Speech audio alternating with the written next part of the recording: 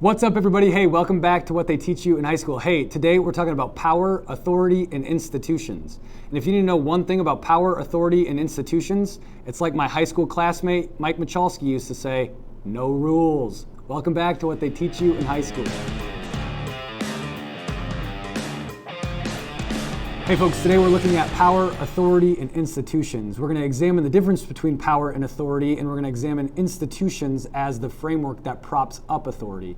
Then we're going to take a look at three forms of power: unitary power, confederal power, and federal power. And if those three topics don't sound like the best thing in the world, I don't know what possibly could. So let's get into it.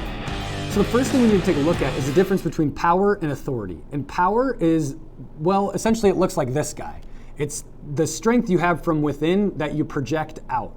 And this guy came to power by being the strongest, scariest dude in the clan, if you know what I mean. Alternatively, authority, well, these two represent authority. And as you can see, that guy would definitely beat those two guys in a fight. But authority is not the power within, it's power given to you by a group of people. And by the way, if you think either of those two guys would beat that guy in a fight, go ahead and leave a comment down below. I would love to hear your explanation for how that could possibly be true. So the reason that these two are more powerful than this guy, despite the fact that this guy could probably rip both of them in half, is through authority. And authority manifests itself in institutions. And institutions are the organizations and public goods that people receive in our, in a country or a place. And the institutions almost always have very clear directions and guidelines for how they operate so that people can trust them. And for most of time, the way that our power structure was created was through a unitary system where all the power funneled up to one person at the top. Imagine kings, well, that guy again, and most of world history and most of the world has been run by a unitary system of power where one person or one small group of people gobbles up all the power and makes rules for all of the people within a certain state or nation. In fact, it was a unitary system of power that we see our colonies living under King George before the American Revolution breaks out. And in fact, it is exactly in response to that unitary form of power that we get a new form of power after the American Revolution is won, a confederal style of power, where each state had a say in what they did, and there wasn't any strong centralized government to make them obey some certain rules that the central government might establish. A more modern example of that might be the idea of the United Nations. That's one centralized organization that attempts to tell a bunch of different countries what they can and can't do, but when the countries find out what it is the United Nations is telling them they can or can't do, they can basically tell the United Nations to go fly a kite if they don't like the recommendations. And the United Nations really has no authority to enforce those recommendations, and that's why we're calling them recommendations.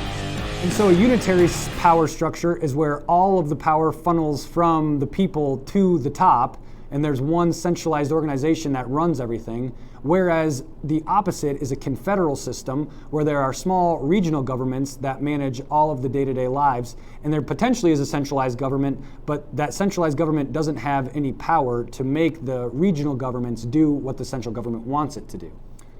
Enter the Articles of Confederation, which was the original document that bound the 13 colonies together in an attempt to give each of the 13 colonies a lot of leeway about what they can do with just a few small rules that the central government attempted to impose, like taxation and establishing a military.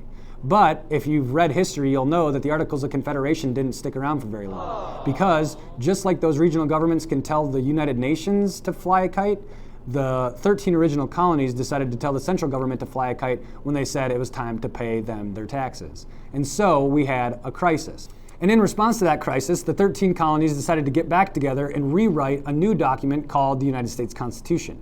And in that, they established a federal form of government, or a federal power structure, where power is shared between central governments and regional governments. And that's what we experience in the United States today, is a federal form of power, where the state governments have responsibilities and duties, and the federal government has responsibilities and duties. However, we need to look big picture at the world and wonder, is the world in fact a confederal system with a bunch of regional governments or national governments all around the world that are sharing power with some centralized entity like the United Nations or NATO? Or is it a little bit more fun and in fact the whole world is just a big anarchy ball flying around in space and time. Hey, so I'd love to hear from you guys. Chime in the comments down below.